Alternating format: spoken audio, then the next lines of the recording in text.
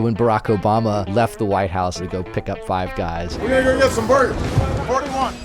That's what makes Five Guys a treat and special.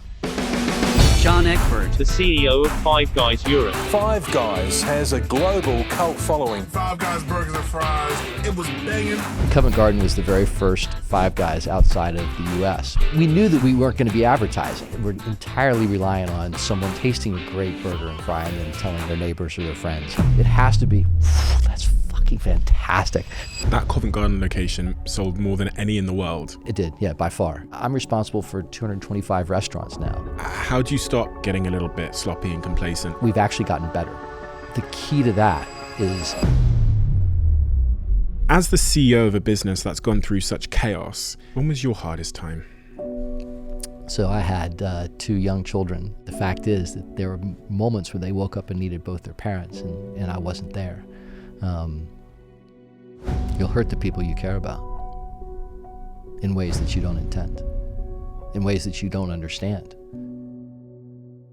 So without further ado, I'm Stephen Bartlett, and this is The Diary of a CEO.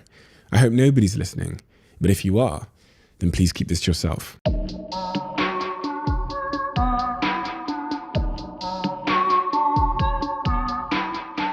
John, I've read quite extensively through your story, and I guess my first question is, when you think back to your pre-20s, right? What are the most important things from that era of your life that shaped your perspective and approach to the world and to business today? Wow. Well, first I grew up in a very countercultural, isolationist family. So we didn't watch TV. We didn't celebrate birthdays or holidays, and I kind of got up at 5 a.m. to practice violin for an hour before school, and had music lessons after school every day. So it was very different. And I think I grew up feeling different, with this kind of longing to have a sense of belonging. And that was always something that I was looking for in my professional life, I think, as well. I would have been a 4th generation doctor if I'd gone into medicine. And my father told me that the profession was changing, and it wasn't so much about patients and doctors and kind of the relationship that can develop in terms of health and bringing your health to your doctor and getting advice. And it was changing in America dramatically. And so he said, don't do medicine. I'm not encouraging you to do medicine. So I knew I had to kind of find a different role in life.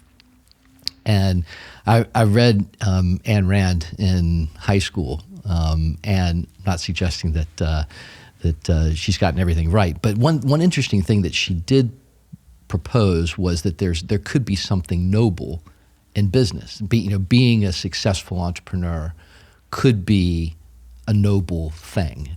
And so the kind of orientation from my family was, make sure that you do something important or in your life, and that meant taking care of other people or doing something that was had some greater purpose to it than kind of just making money.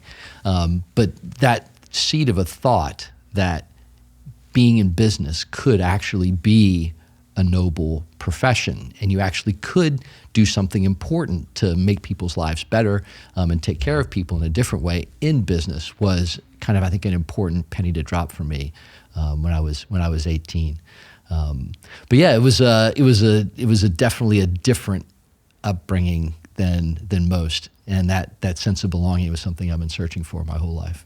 Do you think you've been searching for that sense of belonging more so than the average person? I think so. I think if you have something in abundance, you take it for granted, maybe. Right. And it was something that I definitely didn't have, and that I very much felt, an outsider looking in. And I saw this, other people had community, other kids had community, and kind of broad-based friendships, and a sense of really kind of relaxed belonging. And I kind of always had this kind of anxious drive that, looking for that. And I think business was, certainly lived that out in the business world as well. You had a quite a journey through banking and being what we'd call like a regional councillor and all these things, and eventually you came back to the UK. Kind of where I wanted to start this story off in 2010, I believe. That's right. Your good friend Sir Charles Dunstan, who was the founder of Carphone Warehouse, and you went into business originally, and then you went on in search of a new business to sort of partner with him on. Yes. And that's kind of where the Five Guys stories begins. Yes, well, I'd been a student here a long time ago and lived in a tiny basement, one-room flat, much smaller than this studio is. And Charles lived upstairs with his sister and girlfriend, and they invited me up for drinks one day. And they pretty much adopted me for my year abroad. And we went to their parents' home in Cambridge and to Norfolk for a holiday. And they really made England feel like a home. And I always my ambition to return with a non-student's budget to England. And so the chance came in 2010 and moved back here. And Charles had just spun Talk out from Carphone Warehouse. And so I guess you can't be CEO of two publicly traded businesses. So he became chairman of both and CEO of neither, and began thinking a bit more as an investor. And we got to talking and thinking, what's the next big business opportunity that we could leverage his experience and reputation in retail. But we wanted something that Amazon wasn't so much a threat to as electronics. Online felt like a real threat to that industry segment. And we thought food and beverage has got to be a segment that's a bit more protected from the online world. You kind of have to show, this is before delivery kind of blew up, you kind of have to show up and eat your food where it's prepared more. So we thought that would protect you from the online competitive world. But we didn't know anything about food and beverage, neither of us did. And so we went looking for a great concept that wasn't in the UK that we thought could bring that expertise. We could bring the kind of operational UK property knowledge and hiring practices and market knowledge, and partner with someone who would bring that food and beverage experience into the proposition. And we talked to so many US concepts that weren't here, and eventually kind of collided with the Morel family. There actually are 5 brothers and their mom and dad. So there's 7 in the family, but 5 brothers who are the 5 guys who founded the business. And they were looking to go global, having pretty much allocated the US amongst their franchisees. How many other concepts do you think you looked at? And was there any near misses? Was there any that you thought, maybe any other concepts that you nearly committed your life to? Yeah, so we talked with a lot of different concepts, and still in contact with a lot of those concepts. And some of them have been really helpful in terms of building the Five Guys business here. So if you can use insight from another concept that maybe isn't a competitor or isn't here, that can be really helpful. And some of those still may come to play. Then why Five Guys? Well, I think it starts with the product. It's such a simple, fantastic product. It's just burgers. The menu is like shockingly stark. I mean, it is burgers and fries, and that's it. But when you take a bite of a Five Guys burger, when you have fries that are cooked exactly right, it's magical. I mean, it's fantastic. I mean, it's a world-beating product. And that was I think there's so many concepts had gone like broad, there's so many concepts in America where like you can get everything in the menus like a Bible, and you kind of flip through the sections, you're like, how can they possibly be preparing all this stuff at the top of the game? And Five Guys was going completely against that, which was everybody told the Morel family you have to have a salad if you're gonna be successful. You have to have chicken. You can't just have a burger on your menu. And they're like, when we add other stuff to our menu, it just like blows our mind, and we lose focus on making a great burger. And so I think part of their genius has been focus. We're going to do just one thing and do it really well. I mean, that was the thesis for the founding of the business, was if you're going to have your mom over and make burgers, what would you do? You would buy the highest quality ingredients you possibly can. You'd make everything fresh. That was, I think the Morels were so far ahead of their time when they founded the business in 1986, because there's literally not a freezer in the Five Guys equipment infrastructure. Everything is obsessively fresh. And right before we signed the joint venture to bring them here, there was a study done that said the number one criteria that anyone across the UK looked for in determining where you were going to eat was the freshness of the food. And whether it was white tablecloth or at a fast food place, it didn't matter. That was the most important criteria. And that was like the Morels thesis. Everything had to be freshly prepared that day or it went. It's interesting because conceivably, it seems to me like they were very much at the right place at the right time. There was this macro change in public perception and awareness around food and what's going into food. Organic and vegan, all these kinds of these conversations around food started to emerge, which seems to have hurt a lot of big brands in a very fatal way, whether it's in the sugar-based fizzy drink industry or whether it's in the fast food industry. It's conceivable that the world could have gone another way. Maybe we could have doubled down on liking even faster food that has more crap in it, right? Yes. So I just wonder how important you think timing was in their thesis catching that sort of public wave coming into shore. No, I think you're very right about that. Our fries have 3 ingredients in it: potatoes, the peanut oil we cook it in, and a dash of salt. Some of our competitors, have like 16, 19 ingredients in their fries. And you're like, what else could there be in fries? So from our perspective, our fries start as potatoes in the beginning of the day. They're hand washed, hand cut, and then twice cooked to a very specific standard. And just keeping it simple. And I think it's very much.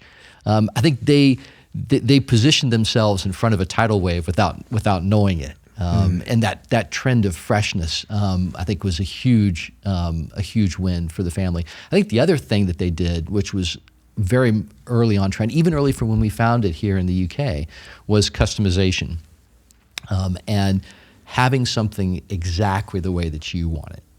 We have 15 free toppings, which means that you can have every burger 250,000 ways just by the combinations of those toppings, and everything is made by hand just for you. We don't cook anything until Stephen walks in and says, this is the burger that I want.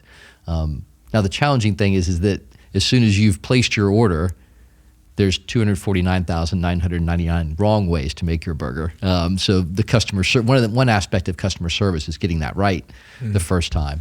But customization was new, I think. I mean, in America, it goes back to Harry Met Sally and the way she ordered her salad in the restaurant. Is an example of how Americans want things just the way they want them. But I think that's been a newer thing to Europe. They like the chef should know. Chef, tell me how I should order this, and saying no, it should be exactly the way you want it. And I think that trend is certainly the millennials are very much onto that. I want it exactly the way that I want it, and Five Guys is really ready for that. The whole machine is like. I liken it to putting a Ferrari engine on top of an ox cart and then racing it around a track. So we're very old school, very analog in our production. It's very manual. Everything's handmade, and yet we can do, a 4,000 pound hour out of of Oxford Circus making. Burgers and fries. You'll see kind of 25, 30 people running around madly behind an open kitchen making your food. I think that was the other secret, because Five Guys doesn't advertise. So there literally is no way for us to tell someone who doesn't know Five Guys what we're about or what makes us different or special.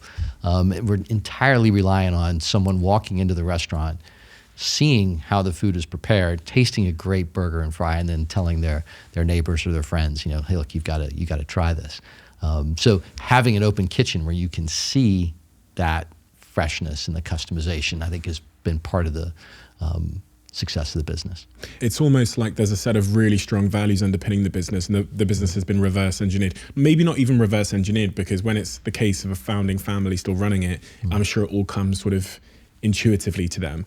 But so in hindsight, we look at it and go, that's the point of genius, that's the point of genius. But it all comes from these underlying values. One of those is about the freshness of the ingredients and it all being very real. So of course the kitchen would be open, right? Because you've got nothing to hide. Yes. But in hindsight, you go, well, that's genius. Well, no, it would be strange to hide away the kitchen in such a context. But that particular point about the kitchen being open at Five Guys is very different from all the other fast food restaurants that came before Five Guys that dominated the high street, where you would order the burger and then something would go on in the back, and then you'd get this thing wrapped up given to you. Yes.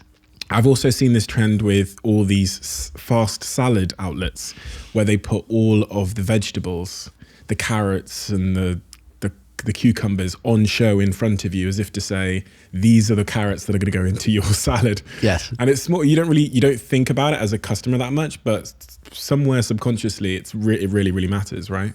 Yeah, no, I mean, I think, part of the original founding of the business, Jerry Morrell picked a very obscure location and said, look, if we can make this location work, we know we have something. It almost was like a speakeasy, where like, knock 3 times and, someone will open the slide window and, you give the secret word and then you come in. And so Five Guys kind of had a little bit of that kind of coolness factor of like, hey, let me tell you about Five Guys. It's amazing. And, maybe you haven't heard of it, certainly haven't seen it on TV or on the radio, but it's amazing. And if you, come find out. So, when Barack Obama left the White House in his limo to go pick up Five Guys and for his office, that was, a great example of how, of course, everybody knows who he is, and that's kind of like a megaphone, but that's how Five Guys was discovered. That's how Five Guys built its business, was one recommendation at a time. And I can remember Covent Garden was the very first Five Guys outside of the US.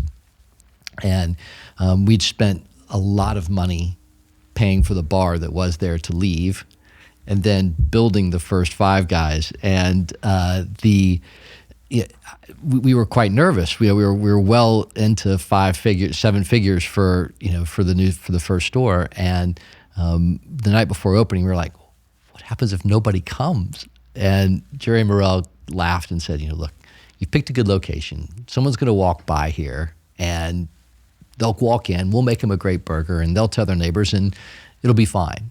And of course, there was a queue at 4 a.m. in the morning, and there was a queue around the building for the first 2 years that the business was open, until we opened up more Five Guys around there. Because people had tried it in America, including me. I tried it, and I think I tried it in America before I tried it here. I'm 99% sure that I tried it on my way to Coachella one year or something. And then when it came here, I was like, oh, that's that amazing burger place from America. Is that why there was a queue around the corner when you opened? It was. There actually is a burger blogger community that's global. Okay. And everybody talks about burgers, and it's one of those very articulate communities that, and there's a lot of debate about who has the best burger and why it's the best burger, and Five Guys is in that debate, in that mix. And so we're really fortunate for that. And actually, when Charles and I were thinking about who to do business with, it really was when Charles flew over and went to Five Guys in Manhattan, was like, this is fantastic. The product's fantastic. One thing that we did really differently in the UK was the property approach. We thought the product was a category winner. It was the best that we could find, but it was positioned from a property perspective, and mostly in strip centers and kind of B locations in America. And we thought, let's give it the property presence that it deserves. And I think that positioning was a really important distinction that we made. Richard Collier, who runs our properties, done a fantastic job of picking the flagship locations to say, there isn't a better premium burger than Five Guys, and we're going to make sure that you discover us, partly because of where we are. So you chose aspirational locations because you wanted to make the brand aspirational, essentially? Well, we knew that we weren't going to be advertising. So if you can't tell people about who you are, you have to rely upon the footfall, and that which essentially becomes a word of mouth accelerator. So if you have a lot of people walking by your store, some will make the decision to come in, and then that larger group who comes in then kind of tells everybody else, and that's really the way the business grew and worked. You know, you have this rule where you don't do advertising. Has there ever been a time where you thought, fuck, I just want to just run a little Facebook ad? You know, the pandemic comes around, things start changing in the world. You think, fuck, I just want to, I know you joined some of the delivery services, which was a big decision for the UK. Yes. Because the US hadn't done that previously. That's right. But in those moments, do you not think, fuck, I just want to run a little... It's real tempting, isn't it? When you think about the dashboard that most food and beverage executives have, you have an advertising dial that you can crank. You can choose the quality of your messaging and the budget that you put in it and the way that you spend it. And all those dials are gone and off the table. So, it does focus you on the things that you can do, which is making great burgers and fries, hiring people who are passionate about it. Kind of back to the whole people thing. The people who are in the store make such a difference. Food fundamentally is about passion. We all have, you remember the great food experiences that you've had, and you talk about them, and it becomes part of your, if you're on holiday, having great food is part of that experience. And having a passion about food is so important. And having, I'm responsible for 225 restaurants now, and 8,600 people a day get up and put on a red shirt and go into work in a Five Guys. And whether those people who are actually shaking fries and grilling burgers care about the product that they're making, the food that they're cooking, that's all the difference. Because all we have is the customer eating a great product. It can't be good, right? If a customer takes a bite of a burger and goes, that's really good, that doesn't move the dial. Nothing happens. It has to be, that's fucking fantastic. I'm going to go tell somebody who else, who do I know who likes good food? I'm going to tell them about a burger or a fry, the fries at Five Guys. It has to be that level good. And you only get that level good with people who pour their passion and their care into the food that they're preparing. And having that many people care about burgers and fries is I think what makes it successful. That sort of psychological device that's making people want to tell their friends. Do you spend much time thinking about exactly why that is? Like, why would I care? If I've had a great burger, why would I care psychologically to tell my best mate about that burger? What is it doing for me? That's next level thinking, Stephen. Okay. And actually is one thing we have been able to do is to encourage the Morels to widen their thinking a bit. And delivery was a great example of that, where they opened up a store near the Pentagon, and a general called up Jerry and said, "I'd like 1,000 burgers at noon." And Jerry bought a big sign and hung it up, "No delivery," and put it on the side of the building. And the thesis was right, which is that our burgers and fries taste best right off the grill. It's the best food experience you can get. But we convinced him that actually it wasn't just your cheap local guy who was delivering food. It was actually really high quality food, and more people were actually looking for really good food delivered. Did he come and try it here? Yeah.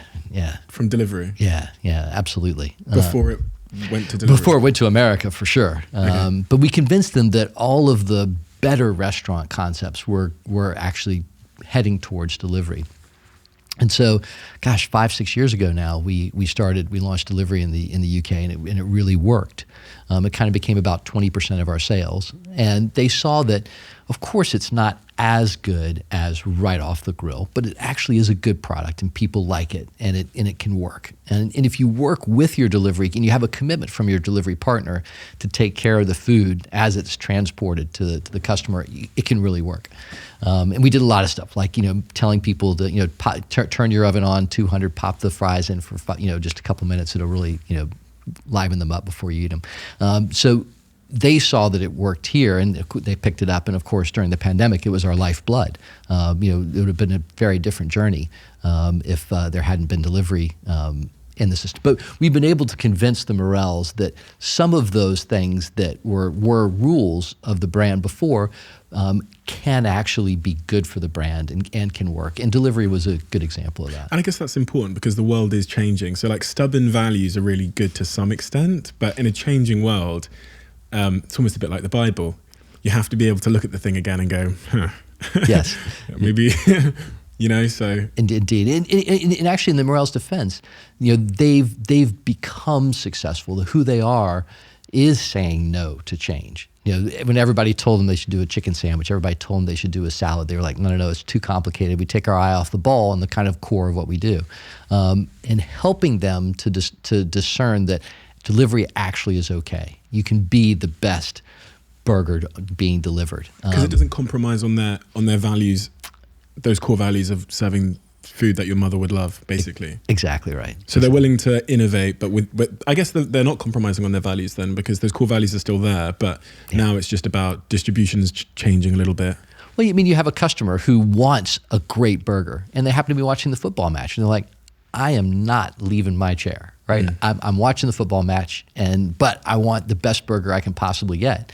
So that customer you can still reach, and you can give them a really good product. When you think about the incumbents then, we'll talk about just the burger incumbents that were there let's say in the European market before Five Guys arrived. Why do you think now, from everything you've learned, that incumbents often fall? What is it? Gosh. Well, I all I can say is that I think part of it is the most enduring concepts will survive. And I think if you look at Five Guys, Five Guys wasn't successful because we put a slice of avocado, on a burger. So there was nothing trendy about Five Guys. The kind of the 15 toppings that you can put on a burger, whether it's grilled onions or mushrooms or cheese and lettuce, tomato. I'd say fresh is trendy. Yeah. It is trendy, but I can't imagine it ever going out of trend. I mean, it's time to go back. I know there are restaurant concepts where you walk into their kitchen and there's literally like a bank of microwaves, and they like kind of pull the stuff out and pop them in the microwaves. I can't imagine that anyone would ever go, let's go back to that. I think fresh is now an enduring expectation across price points. I mean, if you can have a Five Guys that's incredibly obsessively fresh, why would you not if you could? One of the things that I sometimes think about why incumbents fall is that quality and attention to detail declines as growth increases. So the more locations we have, quality, I can see from your face that this is, but obviously I think about, I won't name names, McDonald's, but I just think, the more locations you have, especially this underlying franchise model, will really ultimately hurt the quality of the product. And if it hurts my quality, going back to what you said, if I have a bad burger in Milton Keynes, I'm less likely to go into a McDonald's in Thailand. Yes. So, it's funny.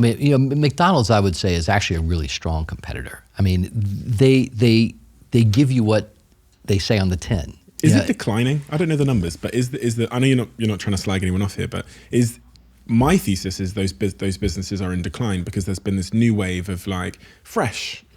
And almost all of our customers also go to McDonald's, and if you look at the frequency of Five Guys, McDonald's has huge frequency, 8 times or more a year, which actually ends up being people go there a lot, and Five Guys' frequency is much lower than that, and it's Five Guys is a treat, it's not something, like a competitor of mine that I think very highly of. Pret's done an amazing job with who they are. You can go to Pret pretty much every day, right? And the subscription coffee stuff, all that kind of stuff works on a routine basis.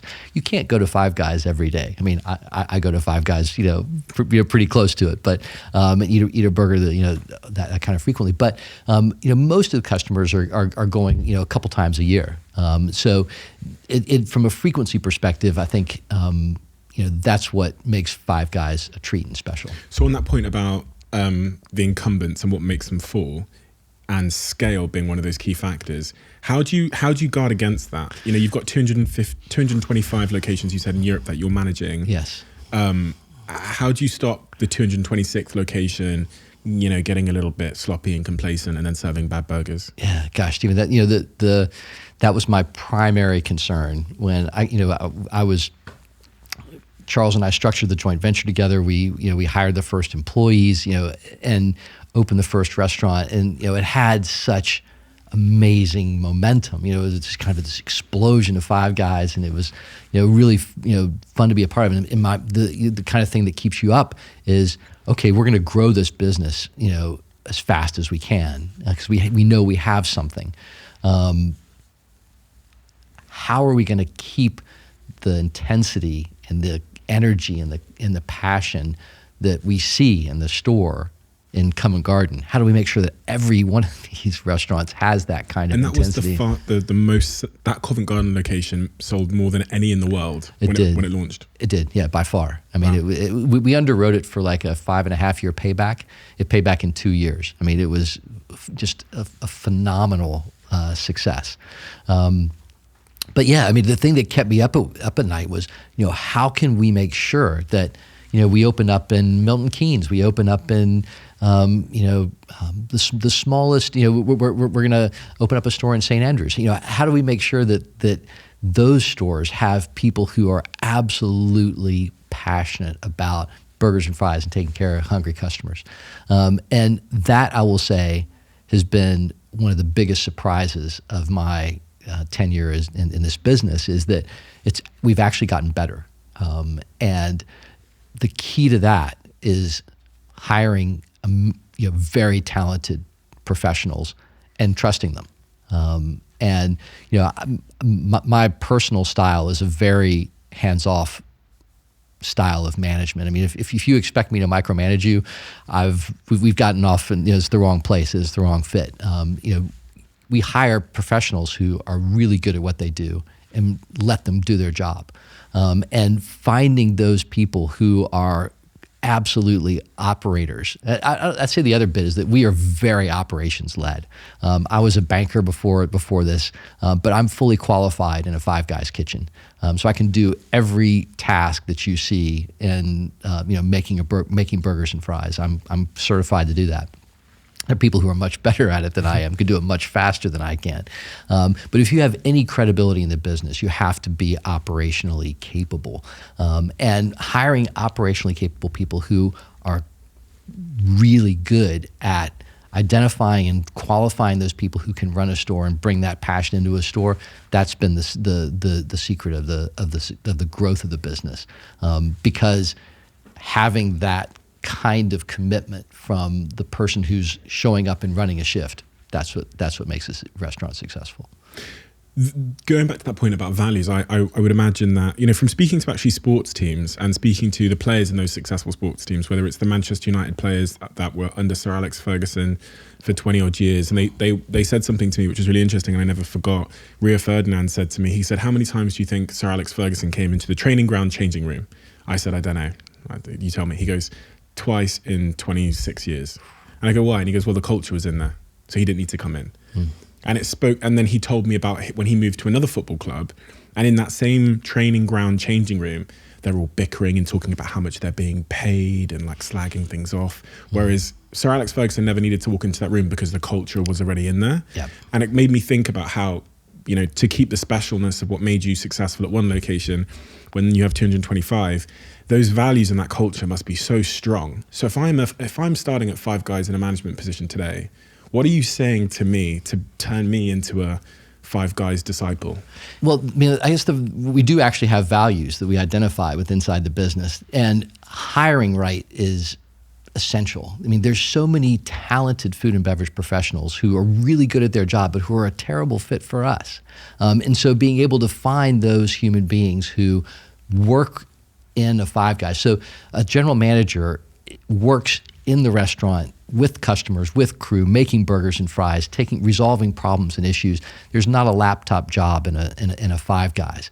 So someone who's looking for kind of kind of ice skate above things and, not really getting your hands dirty. That's not the right fit for us. So I guess the first thing we did was, when we opened up, nobody knew who Five Guys were. So we had to beg people to work for us. And of course, that's always a mistake. We hired a lot of the wrong people, and you have a lot of churn early on trying to find what that right fit is. And so I remember it was a really important decision we made where we're essentially going to invert the equation. And we said, Five Guys is a really hard job, and it's probably not for you. And then kind of be quiet and look for the woman or the guy who kind of raised their hand and said, that kind of sounds good to me. And so having the kind of negative sell on working at Five Guys, I think, was a really important distinction that we made. But once you get into Five Guys, we have 5 values that we build our business on. And that's integrity. You can't, once you lose your integrity, everything else is easy. So having integrity in how you lead, being competitive, and wanting to win and going after the business, being enthusiastic, having passion and positivity, and looking for the solution. Family oriented, taking care of people, having a sense about the human beings who are on your crew and the hungry people who are coming into your store, and treating them like family, then getting it done. Not overcomplicating it. Our business is, our menu's simple, our business is simple, but it's really hard. But making sure that you have a very much results-oriented focus as a manager. And we actually train and teach those values. And when you look at the pandemic and how Five Guys comparatively surfed through the pandemic, it was because we taught those values and we all absorbed those values into how we thought. And then when you had to be agile and nimble and flexible, you knew what the objective of the business was, and all the managers just beautifully adjusted their business to reflect the opportunities that they could take. How do you go about instilling those values in team members beyond the day when they're hired? Is there certain things you're doing every quarter? Is it daily emails? Like what are the touch points where you're using them as an opportunity to say, this is who we are, by the way? Yeah, well, I think the first thing was a card from a deck that you played. Was we launched an app right, like within a week of the pandemic falling. We had been planning to have an employee-oriented app, but we launched the app right when the pandemic struck. We were like, we have to be able to communicate, because none of us knew what was happening, and being able to be in direct touch with every human being in the business was such a great tool. And we immediately had like massive down. I mean, it was universally kind of accepted as a way to communicate with inside the company, and it allowed. So I was recording something pretty much every day to say, here's what's going on, here's what the rules are, here's why it's going to be safe to come to work, here's how we're going to protect you and your family and the crew and the customers in this environment. And being able to have that direct line of communication to the whole company was really powerful. Kind of cut through a lot of the fear and uncertainty about it. One, two is that we're now investing massively in learning and development. 75% of our managers are promoted internally. So these are people who have joined us. We have people who have joined as crew and gone on to be district managers, area managers now. So that kind of career opportunity is fantastic. So if you're ambitious, if you have career goals, come to Five Guys, because we're growing and we need your talent to grow the business. So being able to, first of all, we know that internal development is kind of the best path to growing inside of Five Guys and having new leaders for all the restaurants that we're opening. We've got to invest in the young people who are joining Five Guys, and teaching them not just burgers and fries, but how to manage people. There's so many different kinds of people that it takes to make a restaurant work. How you communicate with one crew member may be very different from how you communicate and motivate with another one, and giving our managers tools for how to connect with all different kinds of people who work for them is an important investment that we make. Before the pandemic happened, I think I said a lot on this in this podcast and just generally that my single biggest learning being a young entrepreneur starting in business and then making all the mistakes and then getting a little bit more mature was the importance of talent. And I always say that by definition of the word company, the definition of the word company means group of people. It took me too long to figure that out because when I started, I was 20 years old. You just hire your mate here. 18 years old, I started my first company, hired, my friend here. I met someone at a rap event. I was like, you can be my marketing director. Went into Prada, met another guy. I was like, you can be the head of our accounts. It was just that kind of whoever was willing, right? Right. Great people. Exactly, probably who I needed at that phase. But for the next phase, you need to, I learned that you need a different caliber of person. And really, I should have been a bit more ambitious from the jump, if I'm being completely honest. And so now I reflect on it and think, damn, in fact, every company is just a recruitment business at its core. Like if I had hired Steve Jobs, I would have and bound them with the right culture and values. Yes. I would have had an Apple, right? Yes. I would have made an Apple. Yeah. How important do you think it is to hire the best people? And how do you go about that? What is the strategy? Yeah, well, first of all, I think we had the benefit of seeing the success of Five Guys in the US. So Charles and I had a conviction that even before we opened the first store, of course we were nervous when we opened it, but that we thought we had a tiger by the tail because we thought the product was fantastic. So we were able to assemble people who were proven to be really good at what they did from the outset and kind of like across the board in the senior management team. So Julie Spear, who's my head of operations, unbelievable. We wouldn't be where we are without her. Richard Collier, who's head of property. I mean, he opened up 2,400 stores for Carphone Warehouse all across Europe. Really established professional. Those two were essential. We would never be where we are without those two individuals. But then kind of driving that all the way down to the first crew person who you hire for a new store, hugely important because they're actually going to be making the burger and fry for the customer who walks in there. And I think that it's probably an urban myth, but the Shackleton story about putting an ad in the paper for his South Pole expedition, it's going to be dangerous and risky. We'll probably we may not come back alive, but if we do, there'll be glory. That kind of negative sell, I think, was a critical point for us where, Five Guys is a really hard job, huge expectation, physically demanding job. It's not for everybody. And stating that, being confident enough to say, look, you're a very talented human, professional in food and beverage, but you're just not the right fit for us. And being the confidence to say no in that regard, that was hard, but I think that was a real turning point in the business for us. What about firing people? It's the worst part of the business. Really hard. It's, if you get it wrong, it's so painful. These are people who are human beings. And if the job's either outgrown them or they were the wrong cultural fit, it's really, obviously it's hard for them, but it's a soul crushing moment, which makes it that much more important to hire right and to interview for culture. But when an interview finally gets to my level, I am 100% focused on culture. I mean, the whole qualification of their professional skills has been addressed by the time they get to me. And I am solely focused on, are you a good cultural fit? Are you the kind of person who, obviously is good at what you do, but are you going to be, when we're in the trenches and when the chips are down and we have to make the hard calls, are you going to value the same things that I will and that we do as a company to make your decisions? What is your philosophy though for moving people on? You have a clear philosophy around hiring people.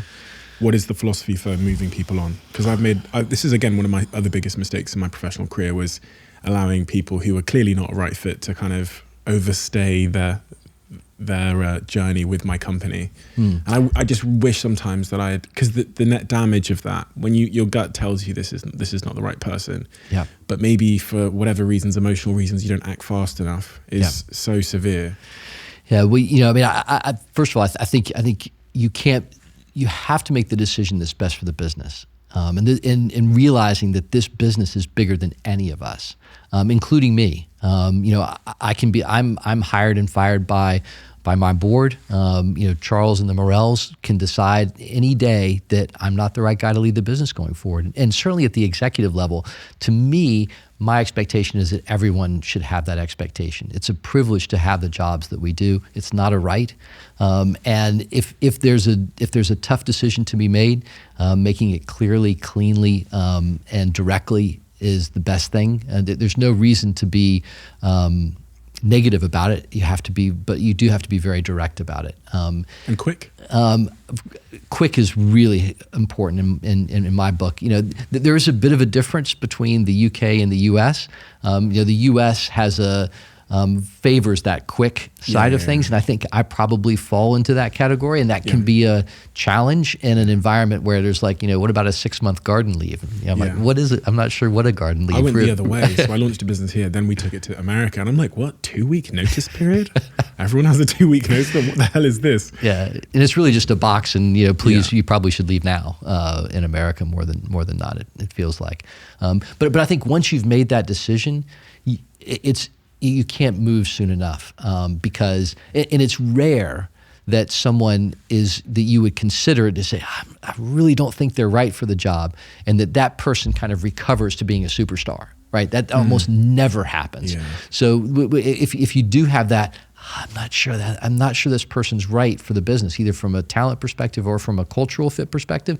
I think you need to listen to that urge because it's probably right. And actually, it's a favor to that human being as well, because they're gonna, whether it's talent or if it's a cultural fit, there may be a fantastic opportunity elsewhere for them, and all you're doing is holding them back professionally because they're never going to fly in your organization, but they might in another culture.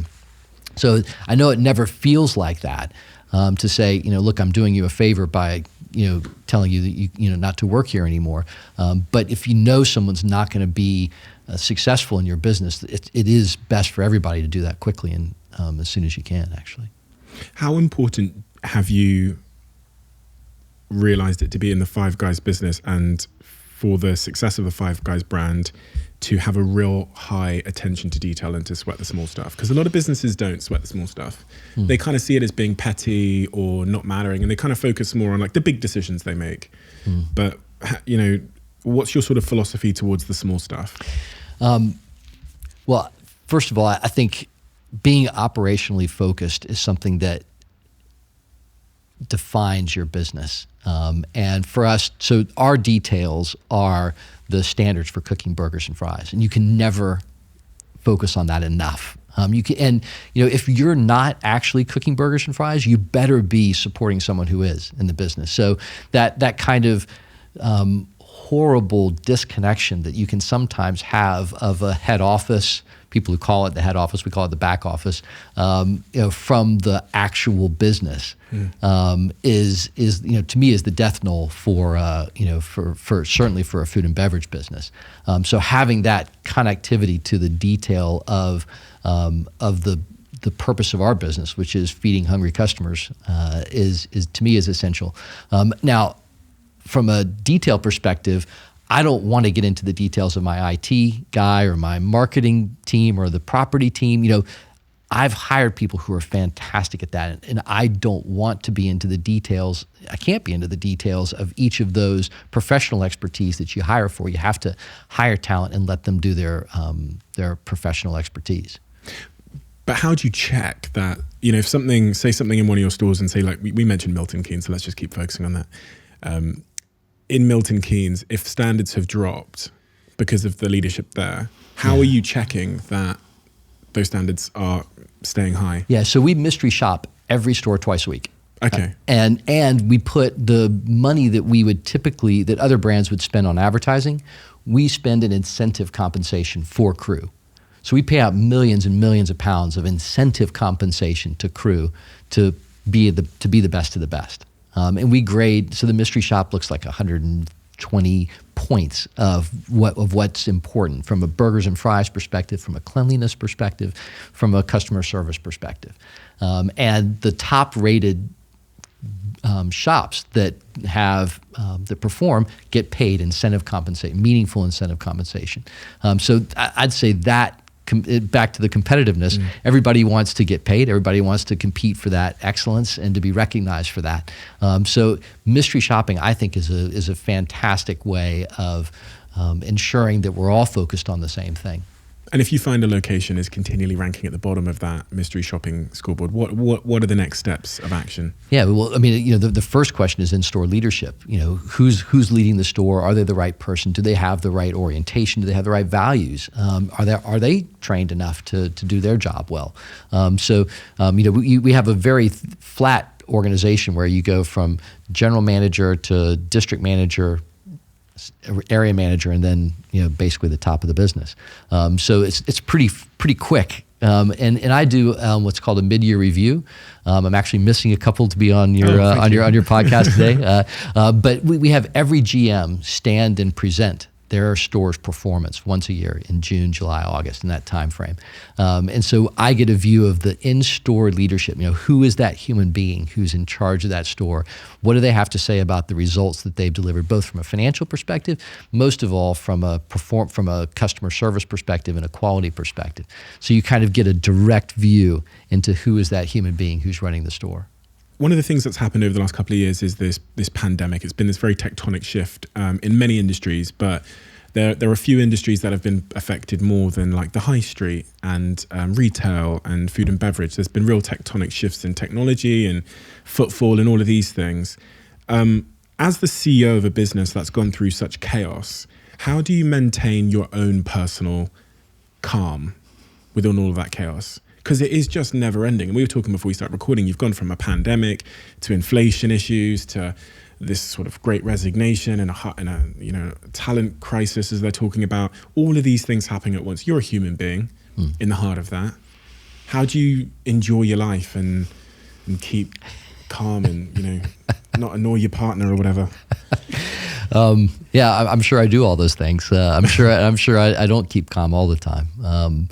And that's okay. I think just as we in the business try to keep things simple, focus on burgers and fries, I think there's keeping focused on just a few things and picking the couple of dials that will determine whether you survive, whether you live or die, and whether you win or lose, and hopefully picking those right things to focus on, I think is the way I try and manage myself as a CEO. I think it's interesting. The moments that I consider to be the most intense and the most rewarding as a leader are the human ones, where because I'm CEO, people have to explain what's going on in their lives, and those moments are just rich gold for me as a human being, where someone comes to me and says, I've got a parent who's suffering from dementia. I have to spend some time looking after that, and I've had a loss and I've got to figure out how to manage that loss. And those human connection points are and actually that kind of feeds back into our family value, where we. And as a CEO, I have a smaller direct report community that I have to take care of those human beings. And my view is that if I can take care of those human beings, they'll do their job and take care of their human beings. So recognizing that it's not all dollars and pounds and pence. It's not all KPIs that you can manage. It's not quarterly earnings. It's the human beings. And if you focus on them, particularly on the vulnerable moments when they're most upset, when they're most at risk, and being able to say, take a week, what you need as a human being is important for the business, because I need your professional acumen, but I need it focused. Mm. So being sure that they're all right in those moments, I think is gives me the satisfaction that I'm looking for from the job of chief exec. My dad was a psychiatrist, and was obviously clearly focused on mental health and well-being, and from a chemical perspective, and realizing that whatever chemical. I mean, obviously, I'm sure he did important work in that regard, but you can.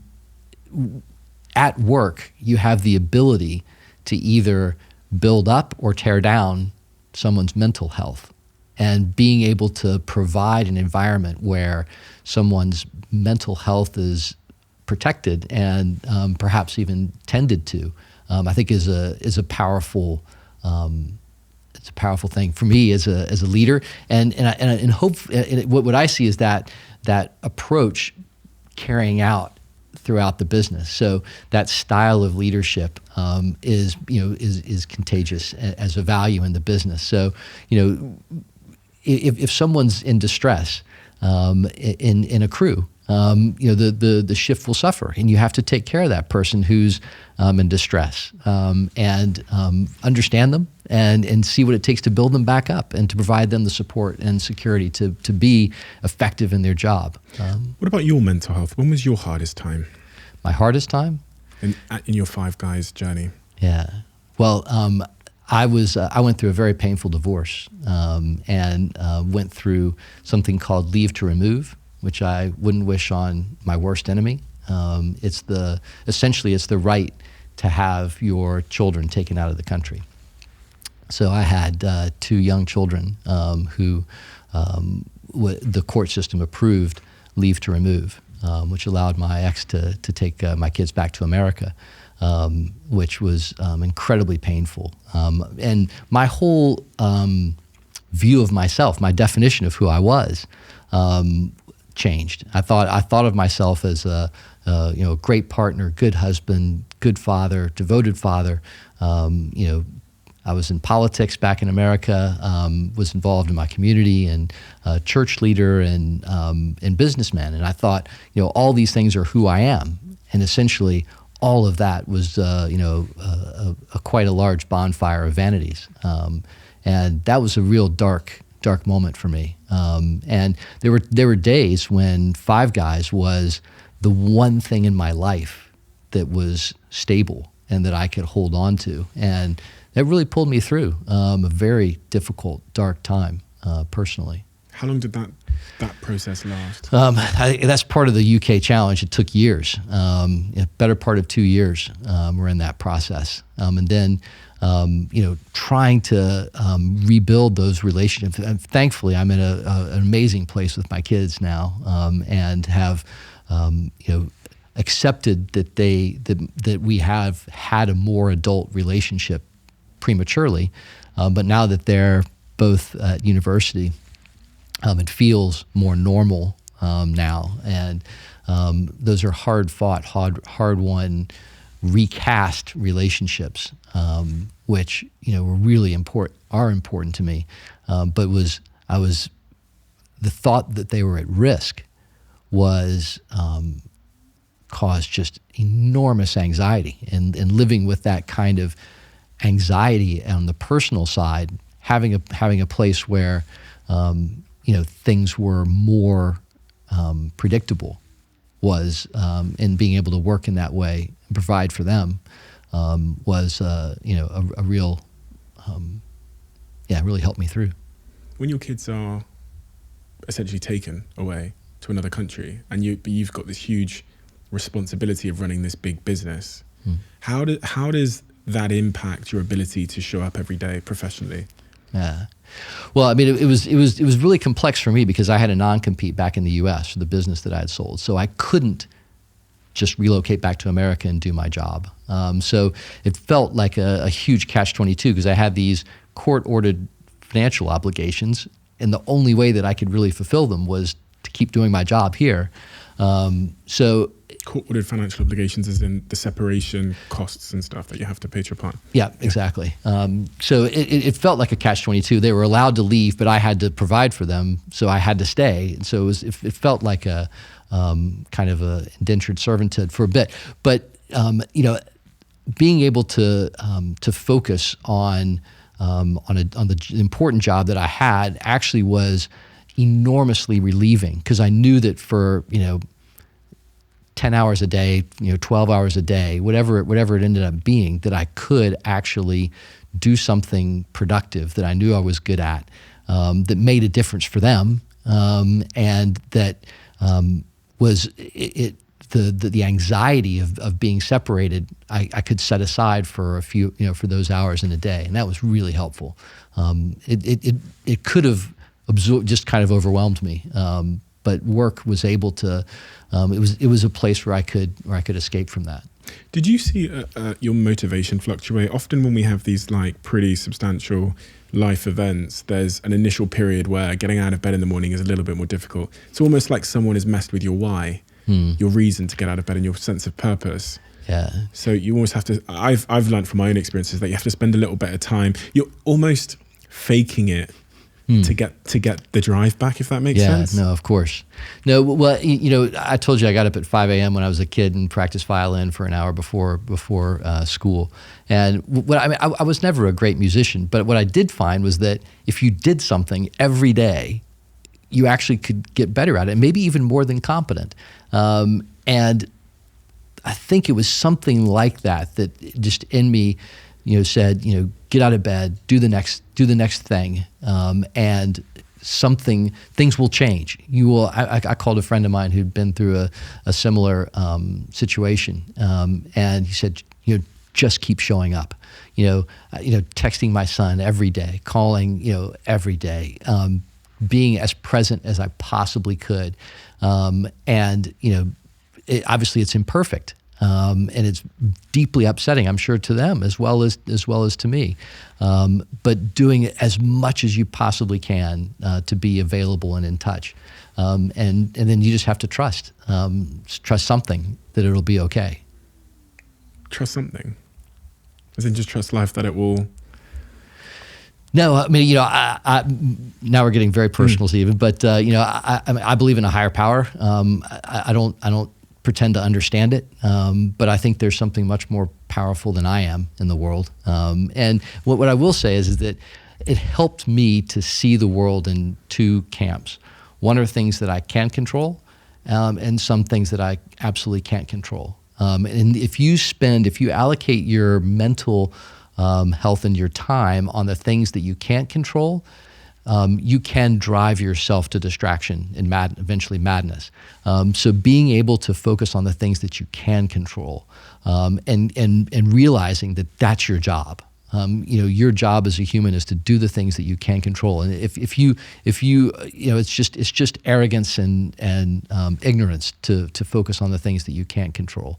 And so identifying those two camps and being at peace with that, accepting that some things you can't control, that's really hard, but it's hugely important. Yeah, I was at this festival this weekend, and there was I did one-on-one meetings with lots of people that were in the audience for 3 hours, and I found myself being asked over and over again how to deal with exactly that, which is when chaos arrives in our lives, what to do on that day. And people had me recording these voice notes for them for that day. So when that day comes, they just wanted to be able to play it. And what you said there is exactly what I said, which is there are a small list of things you can control. And on that tough day, make a promise to me that you'll spend 100% of your mental energy focusing only on those things. Because obviously yesterday, focusing too much on that tends to lead to depression, as I think Lou Sau, the philosopher, says. Focusing too much on tomorrow and the things that are yet to be in your control will also cause a lot of anxiety. So really focusing in on today, I think, is just phenomenal advice in terms of, A, it's the thing that's most conducive with a successful outcome, but B, it's also the thing that's most conducive with having a healthy mental state in total chaos. No, I think that's absolutely right. I mean, I think the other thing is that realizing that I believe our purpose in life is human connection. I think that's why we're here. I think we're made to connect, and sometimes it's we're colliding, and more than connecting, but figuring out how to connect with other human beings. And I will say, that was the making of me as in being able to when someone comes into my office and says, I've lost my partner, they passed away, way before their time, being able to connect with that person in that moment of loss is hugely valuable as a company, but hugely meaningful to me as a human being. And I wouldn't have been able to do that if I hadn't been through the loss that I had experienced. So it's one of those things where you end up being grateful for the most upsetting things that happen in your life, because I think they're the making of you in many ways. Because of what you said at the start of this conversation about that importance of feeling like you belonged, and that's it's so evident that is much of the reason you've also been successful. Is you mean, even from the short conversation we've had, you strike me as a very empathetic person who's able to connect with others. That moment must have been presumably even more difficult, because your sense of belonging in that moment was taken from you to some degree. The family unit, right? No, for sure. That was a defining moment. But now, the thing about Five Guys is that we have these 8,600 people who get up every morning and have this shared vision mission to make great burgers and fries for hungry customers, and I get to be a part of that. And I get to be a part of this larger community that has this, and that winning in business feels fantastic, right? I mean, it's a real high. It's a drug, and it's an addiction. And being a part of a community that's accomplishing this thing. We were the 8th fastest growing business in 2016, I think, in the UK, and the fastest growing food and beverage business. And even with that, we never met a budget that I had made. So we were fastest, but still behind by my mind. And being a part of this community that shares our values and that are all working towards this is enormously satisfying, and fill something that has always been empty. Some days as CEOs, we're tired, or we're in a bad mood, or something's off. We can sometimes not show up as our best selves, and sometimes when that happens with me, I regret it. So I'll go home and think, I wish I'd handled that situation differently. Does that happen to you a lot, where you think, fuck, I wish I'd been in a better mood, or I'd slept more today or something? Yeah, Julie tells me when. Who's Julie? Julie, my head of ops. She comes in and says, "Yeah, you really fucked up that meeting." Really? That was. But actually having somebody who, to me, the one of the worst things that can happen are these, emperor has no clothes, where the most important, powerful person in a business has blind spots that everybody knows about, and somehow you work around, and that's just hugely dangerous as a business. And having people who can come into your office and go, John, that was that comment was just way out of line, or really unhelpful. You now have people thinking like this. Is that what you wanted? So people who can confront power with truth, and to me, that kind of culture is hugely important to a company, because you can go so wrong with the emperor has no clothes, and people thinking, God, we know this, we just can't tell them to that person. How do you cultivate that? Because I imagine a lot of CEOs and a lot of team members that work for a CEO think, there's no way I could go to my CEO and tell him that was wrong, or he shouldn't have said that. Or she should have said that. I think publicly owning your shit is really helpful in that way. So showing up at the next meeting and go, hey, you know what? I said this to the last meeting, and that was just really wrong. It was off, and I was off my game, or I didn't think it through, and and it should be the opposite. It should be the opposite of that. And showing that you can respond to that kind of challenge, I think is important as a leader. And then you give everybody else permission to do the same thing. You can change your mind. You're allowed to change your mind. You're allowed to be wrong as a fallible human being too. And confessing that, it's powerful. That confession there, when I heard that example, what it actually says to me as well is that as a CEO, you care more about the correct answer not being right. So that might be confusing because of the way I said that. When you stand in front of your team members and say, do you know what, in hindsight, I actually got that really wrong, and I fucked up. What you're actually saying is, my number one thing as John is to find the right answer, not for me to be correct. Yeah. And it's really refreshing to hear that you're in search of truth and the correct answer, not in search of validating your own opinions and yourself, which, as you say, creates that culture of humility where hopefully others around them will go, I'm also wrong in this situation. Exactly. Well, business shouldn't be an homage to an individual, right? I mean, we're about perfect burgers and fries, hungry customers, clean restaurants, customer service, and that's really simple. I mean, it's not a and if any of us isn't the right human being to fill the function that we're supposed to be performing, we all should raise our hand and say, it's probably not me anymore. How do people give? Do you have a system in which people at Five Guys could give, that are working there in the team, could give critical feedback safely? Yeah, so I mean, we do have kind of like the scheduled annual conversations. I didn't often. It was kind of in my, in my don't micromanage. It was just kind of like, people will come to me if they need to, and I think that probably was wrong. And saying, look, we're going to have a dedicated time, and really, I don't like fill out a form where so you did well in this and poorly in that. I don't do that. But I sit and say, let's talk about what worked and what didn't, both from chance for you to tell me what didn't work, but also for us to talk about what didn't go right, and worked this year for you.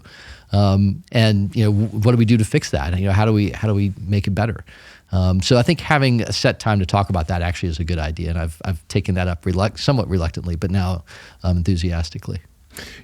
Much of this conversation is centered around Five Guys' sort of central philosophy of really, really caring about the customer, and you talked a little bit about how each store has mystery shoppers that come in and make sure those standards are maintained. Is your objective now to push the standards up even further, or is it to maintain the standards?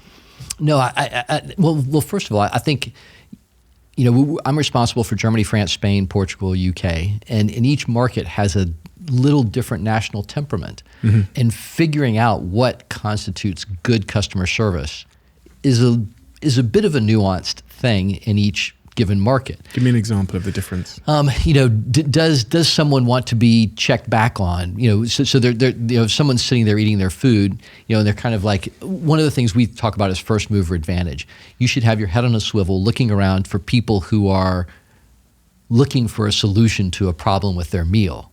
And I'm sure you've had that, we're like, I'd like some, like some extra topping or sauce or something, and you can't get anybody's attention. And so teaching someone how to be in tune with a customer who's looking for help, and that's very culturally dependent. Someone can communicate that very differently in the different markets. One of the things I've been thinking a lot about, because I had that exact problem recently, was I was in a restaurant, it was very busy, and I feel like I spent 15 minutes like trying to get someone's attention to try and get some ketchup. Yes. The food goes cold. I'm like, then I start eating it. By the time they've come, but you really wanted that ketchup, right? It's like they're really, and it's gone before. Then I asked for the ketchup, and I've eaten it before the ketchup. So I just have a bowl of ketchup and no food.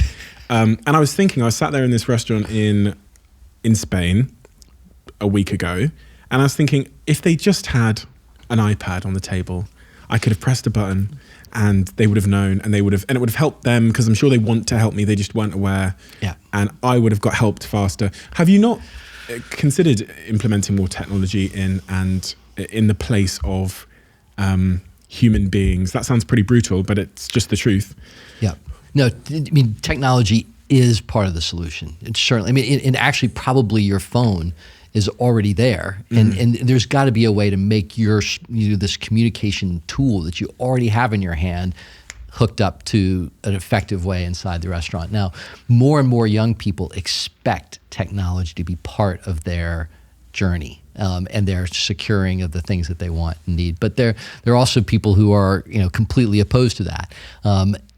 We are a very analog brand in that sense. I think that there's more openness to technology than there ever has been before. So we did curbside service, which essentially is like reverse Uber, where we can kind of track your car as it approaches, and we can prepare your food as we see the countdown for your arrival. And so the kind of perfect scenario, which we often get, is where you drive up and the fries have just come out of the fryer and shaken and salted and ready to go, and it kind of like comes together beautifully at the right moment. So absolutely, we should use technology to meet the customer's needs and to address those people who who prefer technology and also we can't be everywhere and be perfect in every, in responsive. So yes, technology will be a part of that interaction going forward. It's somewhat caught between two generations, I imagine, because I was in Nando's the other day, and the first time they've told me, oh, you can just order from the QR code stuck on the table.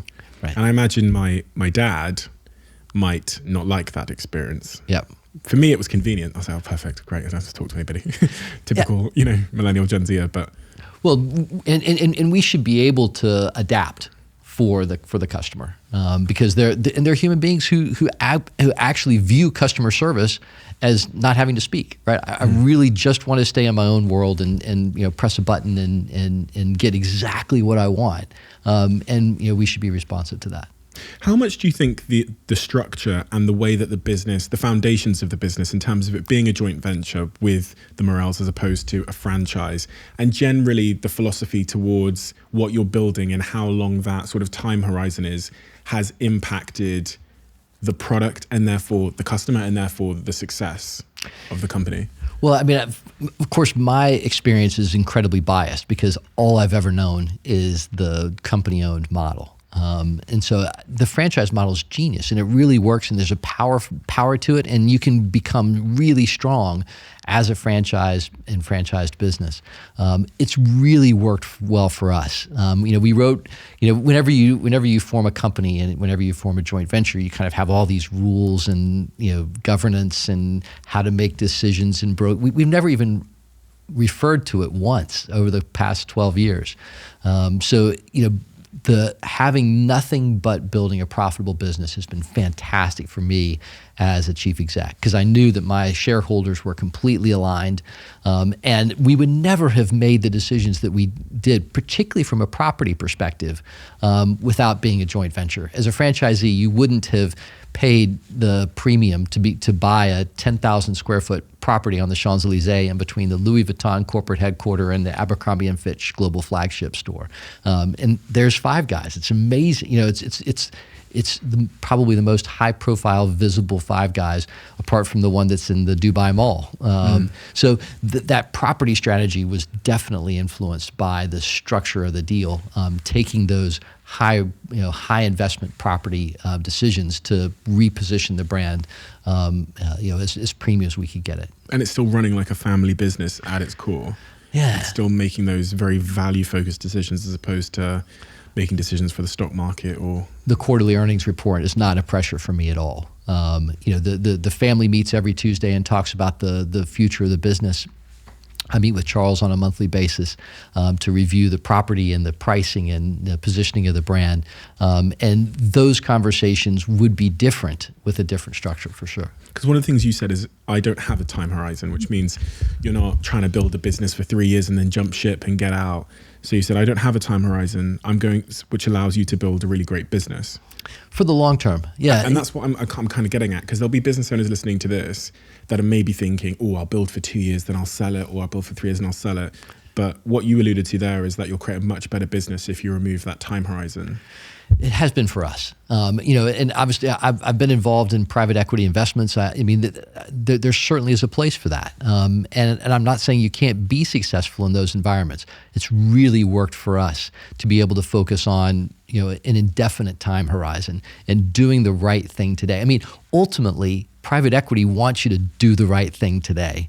And whether it plays out next month, next week, next quarter, I think sometimes the interpretation of the urgency of the investment window can be misinterpreted to make urgent decisions rather than the right decisions. And I think it's up to some degree, it's up to the chief exec to say, wait a minute, you're all focused on the wrong thing just right now. We could do this, which is going to make more quarterly earnings next quarter, and I'll make my budget. But the right decision is to invest in the medium term, long term, and here's why. So I think there is a lot of pressure, but to some degree, it's that position of chief exec where you need to say, wait a minute, that's the wrong business decision, and we can build a better business, be more successful by thinking not about next quarter. What's the biggest threat to Five Guys? Biggest threat to Five Guys? I think losing focus on the basics of burgers and fries, thinking that we're something other than being burgers and fries. That laser focused on making the best burger you could for your mom. I mean, that has got to be at the center of who we are and what we're about. Treating each other like family, and realizing that it's the human beings who are in the store. Fundamentally, that to me was the biggest inversion from banking. Banking it felt like to me a very prima donna-ish business where very individual accomplishment, and you could ultimately get paid by moving from one shop to another and taking credit for work you might not have been 100% responsible for. In this business, it's all about reflecting any glory that comes to the business to the people who are actually making the burgers and fries, taking care of the business. And to me,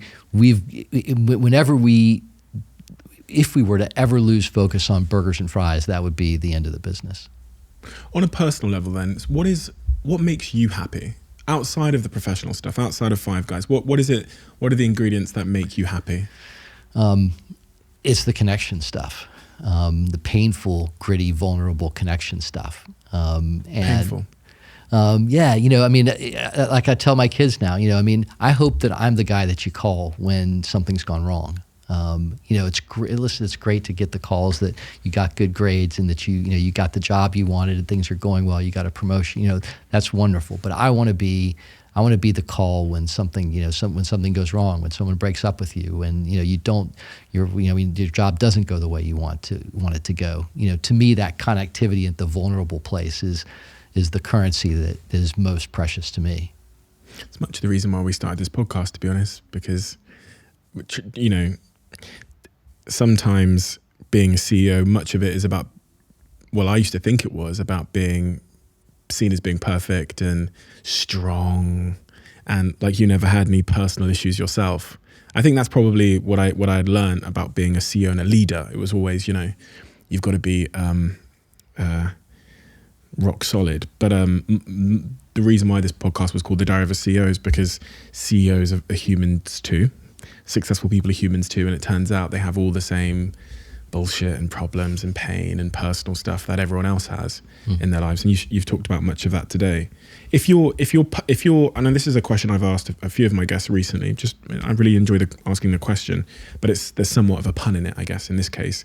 If your happiness is a recipe consisting of a series of ingredients in different quantities, like the Five Guys fries just being 3 ingredients. What are those ingredients, and is there anything missing? Well, I think vulnerability is probably the biggest new ingredient that I've had to mix into my life.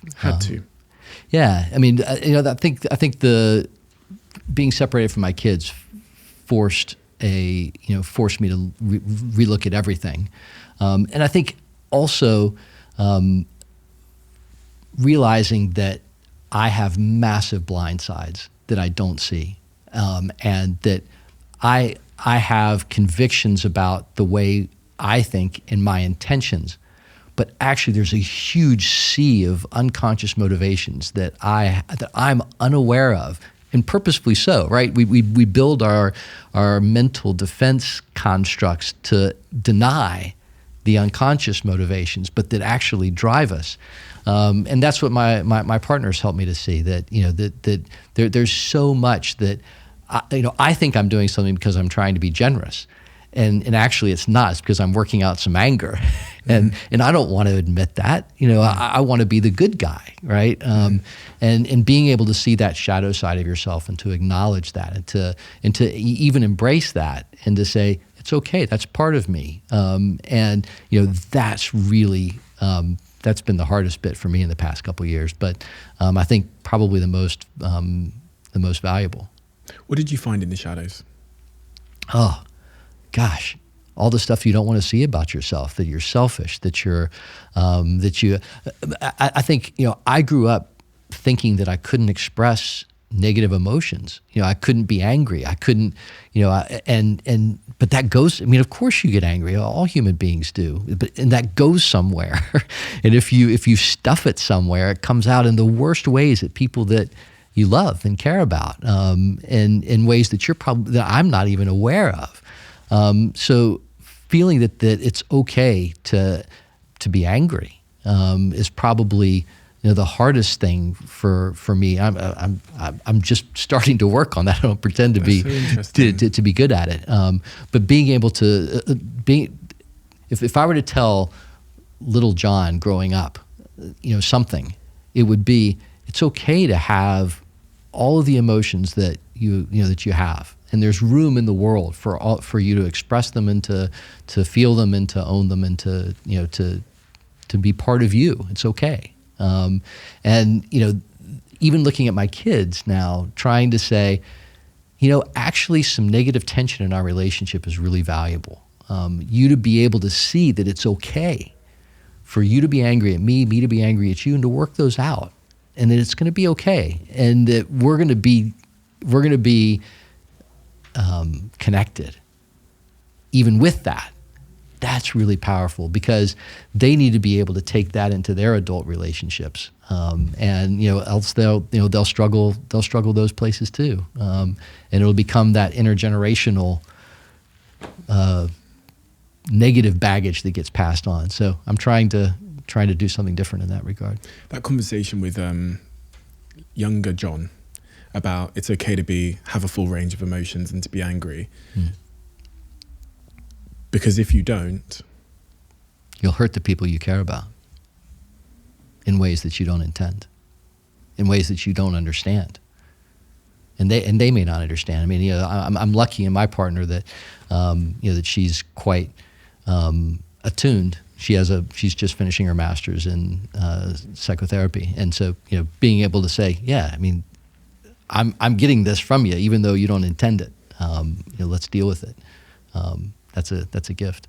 What you're talking about there as well is this process of becoming more self-aware about yourself, because you're completely right. A lot of the stuff I've been reading recently about psychology talks about how we actually have, exactly as you said, have this default to just reinforcing ourselves, reinforcing the way we think and believe, and searching for evidence that confirms it and confirms the identity we want to have of ourselves. But to become self-aware is a very difficult challenge. Requires a huge amount of humility, feedback, unlearning, learning. What has been the practical ways that you've gone on that journey to become more self-aware? Is it therapy? Is it just the feedback from your partner? What is? Yeah, well, I think first go through something really horribly painful where you have to reconsider everything, and who you are, and to be willing to put those on the table and say, I thought I was being a great partner. I wasn't. And being able to redefine the givens of who you think you are. That's really painful. And you come up with these ways of thinking about yourself for a reason. And they're typically defense mechanisms from a very young age. So these are not easy things to give up. But to me, it was I had to do it, or I would lose connection with everyone that I cared about. And to me, it's connection is worth it. And I can remember my grandmother, who was one of the first ones who taught me to love food. I had a very strange relationship with food in that regard. But she was and late in her life, she was an amazing cook, and I could see felt the love she had for me and the food that she prepared. And late in life, she was in a retirement home, and some health inspector deemed some of the food had been past its expiry date. She came to me and she said, they were trying to serve us food that was unfit for human consumption. And we were like, oh, that's terrible, we'll fix that. But I always worried that I somehow, particularly in a romantic partner setting, was unfit for human consumption, and maybe in my weird, isolated, countercultural upbringing, there were skill sets that worked in being a business leader, but maybe those very things disqualified me from being successful in a romantic relationship. And so overcoming that sense of being unfit for human consumption in a romantic setting is, that's hard. And was that causing some form of self-sabotage in the romantic context? Inevitably. And being able to go back and accept the negative emotions, it's not up to anybody else to express my anger for me. That's up to me. It should be up to me. And I should be able to spontaneously experience that in real time and express that in appropriate levels. That's my to-do list. Have you been too much of a nice guy? Is that? Maybe sometimes, but yeah, I mean, therapy's great. I highly recommend it. You cannot overinvest in your mental health, and that comes from someone who grew up with a psychiatrist for a dad. And maybe like the cobbler's kids don't have shoes. I think now I invest heavily in my mental health. There's an unlimited budget for that. There's so a lot of what you were saying resonates with me very, very terrifyingly, and the parts that really I was most intrigued by is I sometimes think in my romantic relationship that I am maybe negligent, and I justify it to myself as because I'm working so hard and I'm trying to provide so much, and I'm and I think sometimes I might think to myself, well, they just don't understand. I'm doing all of this hard work, and they should respect me. Not respect me. They should be more appreciative of all this hard work I'm doing.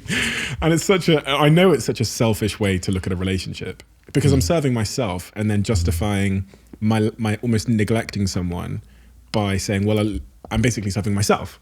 And that's when you were speaking, I was a bit scared that that's me in some ways. No, well, you remember the film Forrest Gump, where he's talking to his girlfriend, Janae, or the girl he loves, and he says, I'm not a smart man, Janae, but I do know what love is. And I feel like I'm the foil for that, where I might in some ways be a smart guy, but I'm not at all convinced that I have any firm grasp of what love is. What is love? What does like authentic, real love look like? And it's probably not what I try to give my partner sometimes. Actually understanding what she wants. Sometimes I'm giving, some imaginary, construct what I think they want, and then saying, well, you should have that, rather than really paying attention and going, what is it that makes you understand and feel loved and known and appreciated and valued? And that's what I want to do. Did you not see that growing up at all? Or were you just not taught it? You know what I mean? Because sometimes you can see it but not know what's actually going on behind the scenes. So you can see, oh, they look happy, but not know. Yeah, no, I think when I look back on it, there were people who I felt connection with, and that I felt, some warmth and in their presence. And, I didn't understand that. I didn't go, that's love. That really is, them seeing me and reaching out to me and connecting with me. And but maybe it's only looking back that you can kind of see those things accurately and meaningfully.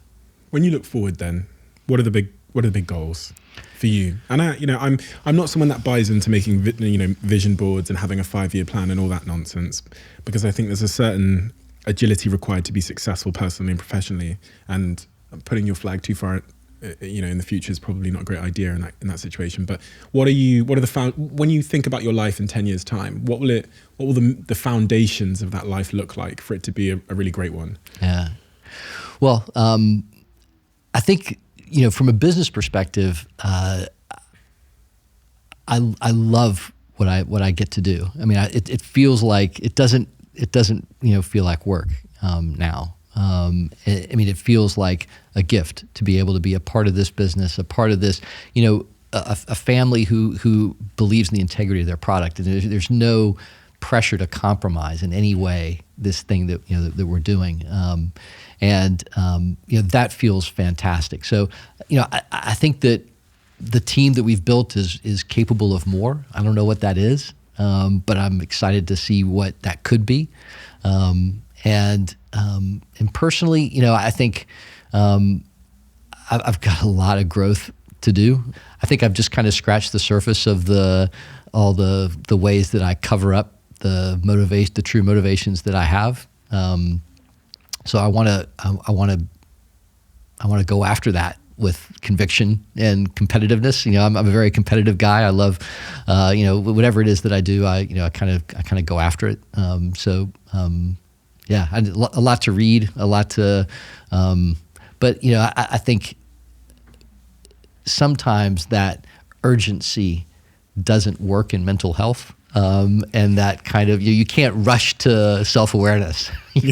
Sometimes it's kind of like the bird that kind of lands on your hand when you're being patient. I think I've got to expand my repertoire of intensity in that regard. One step at a time.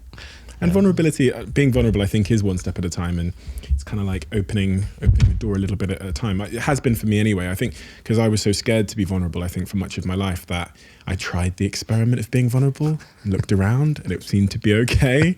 It seemed to help me. It seemed to help others. I opened the door a little bit further.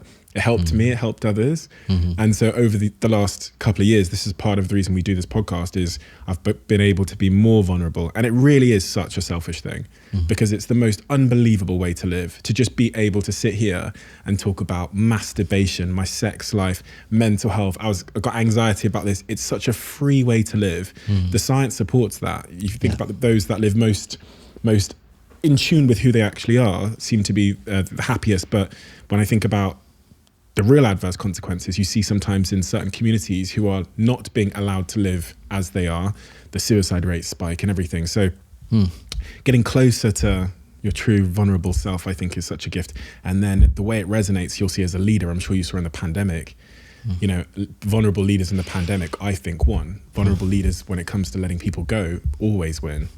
So, when I was preparing for this conversation with you, Stephen, I went back and looked at some of the presentations I'd done to my business, and one of the presentations that I did was called "Have You Known Hard Times?" And I went through and talked about my hard times, and being able to. And to me, that was a real turning point as well. Saying, it's okay. It's not only okay. It's really important to acknowledge that we've all had really hard times that like break you apart as a human being, and make you question everything, and that's okay here. That was and then the feedback that I got to say that was a positive thing. That was amazingly fulfilling. I am so excited to announce our new sponsor for this podcast, and that is Blue Jeans by Verizon. For any of you that aren't already familiar with Blue Jeans, they are a video conferencing and collaboration tool who offer an immersive communication experience that drives pretty unparalleled employee and customer engagement experiences. Me and all of my teams across all of my portfolio companies switched over to Blue Jeans a couple of months ago, and we have not looked back. The best thing for us has been the totally frictionless experience. No glitching, no sound issues, no delays, or any of those things that usually make virtual meetings really, really frustrating. We use Blue Jeans anywhere on any device at any time, and it's perfect for my small businesses that just have 10 or 20 people to some of my bigger businesses that have hundreds of people. I'm a big fan, as you can probably tell, so I've been quite excited for some time to announce this partnership. And in the coming weeks, I'll explain the features and really why it's perfect for you if you haven't considered using or switching over to Blue Jeans yet. But if you can't wait, head over to bluejeans.com to learn more. Honestly, it's been one of the real sort of game changers in my business. We do have a closing tradition on this podcast where the previous guests ask the next guest. I mean, you've done your preparations, yes, so I'm of course. sure you know. And I don't read it until I open the book. So the question is, who is the person you'd most like to say sorry to, but haven't? Wow.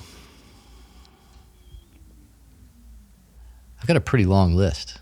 I would say, I'd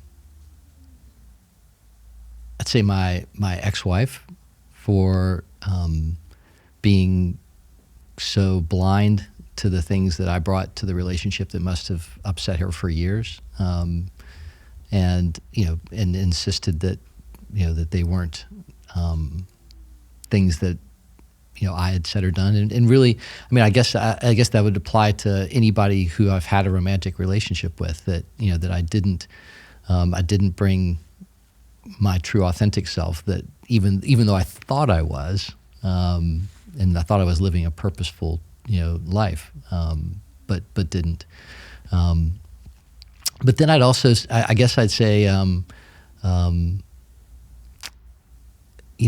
think there's a dynamic with my parents that probably falls into that category of making amends, and as both as the recipient and the perpetrator of some trauma in that regard. And then I guess I'd have to say to Hayden and Lucy, my kids, for for not being there in the moments when they needed me.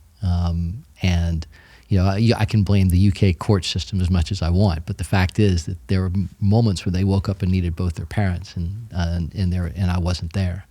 I'm deeply sorry for that.